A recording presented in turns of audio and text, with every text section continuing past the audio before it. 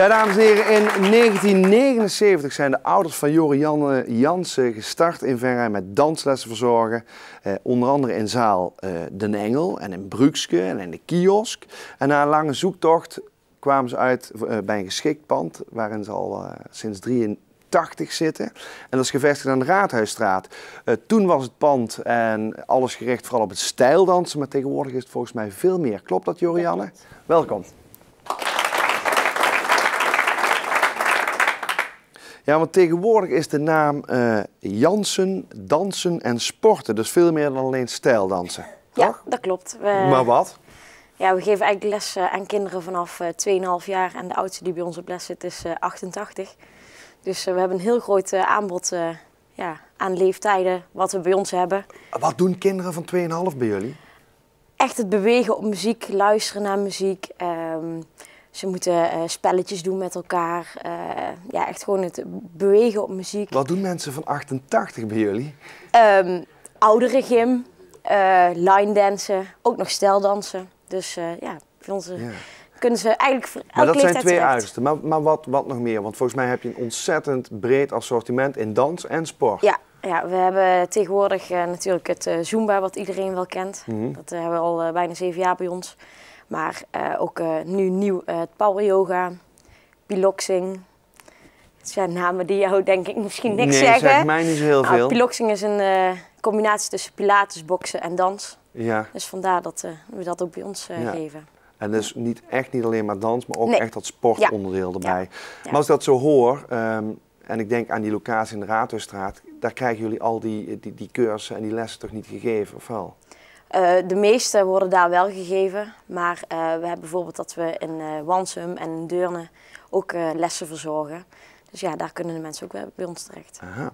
En wat is jouw rol binnen het bedrijf? Want hoe lang zit je eigenlijk in het bedrijf?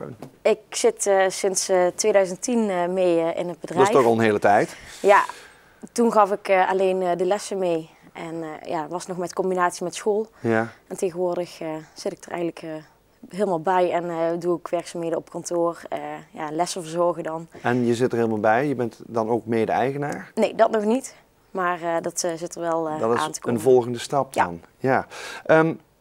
Ja, dat ontzettend brede aanbod in dans en sport, die lessen, verzorg jij die allemaal zelf? Of hebben jullie meerdere instructeurs in huis? Nee, we hebben meerdere instructeurs bij ons in huis. Zowel mijn tante, misschien wel bij heel veel mensen bekend, Petra. En nog een aantal andere instructeurs die bij ons de lessen mee verzorgen. Want we hebben in de week 80 lessen, ja, die kan ik niet alleen Geeft je moeder ook nog les? Die geeft ook nog les. Ik heb vroeger geleerd dat je dan een ei vast moest houden als je zo... toch? Ja, heel goed. Klopt heel dat goed, nog? Heel goed. Ja, dat heb ik toch goed onthouden. En hoe zorgen jullie dat je bij de tijd blijft? Want heel veel danslessen, cursussen, net als Zumba wat je al noemde, is toch een beetje mode- en trendgevoelig. Hoe hou je dat bij? Nou ja, het is natuurlijk gewoon heel belangrijk om zelf bijscholingen te volgen, nieuwe cursussen te volgen. Zelf op internet kijken, oké, wat zit er aan te komen qua nieuwe hype.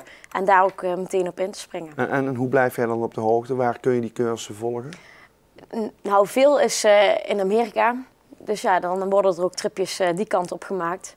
Maar net zoals met power yoga, ja, die heb ik net afgerond. Ja, dat was gewoon in Utrecht. Dus dat was gewoon in Utrecht? Gewoon in Utrecht. Ja.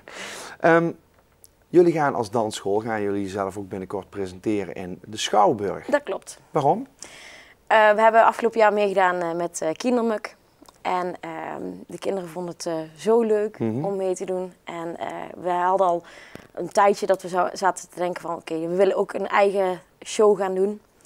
Ja, en toen zijn we bij de Schouwburg uitgekomen. Ja, en wanneer gaat dat plaatsvinden? 27 mei. En waar kunnen mensen kaartjes kopen die geïnteresseerd zijn? Die mogen ze bij ons bij de dansschool komen halen. Gewoon bij de dansschool. Ja. En hoe ziet het programma eruit? Presenteren alle groepen zich aan het publiek? Ja, alle groepen. We hebben natuurlijk ook bij ons de verstandelijk gehandicapten die ook dansen. En die gaan zich daar ook in presenteren. Dus wat ik nou net zei, de kinderen van 2,5 staan mee te doen, maar ook de mensen van 88. Kijk aan. Alleen daarom is het wel al wellicht de moeite waard om een kaartje te kopen. Ja. Naast dat dansen en sporten doen jullie binnen het bedrijf volgens mij nog meer. Ja, we hebben als horeca-naam Anno 54. Dus bij ons worden ook feesten en partijen gehouden. Ja. Dus ja, mensen zijn bij ons welkom om voor een feestje lekker iets te eten. En dat eten, dat is natuurlijk ook een ander punt nog bij ons. Ja, hoezo? En we hebben Brasserie 54. Precies.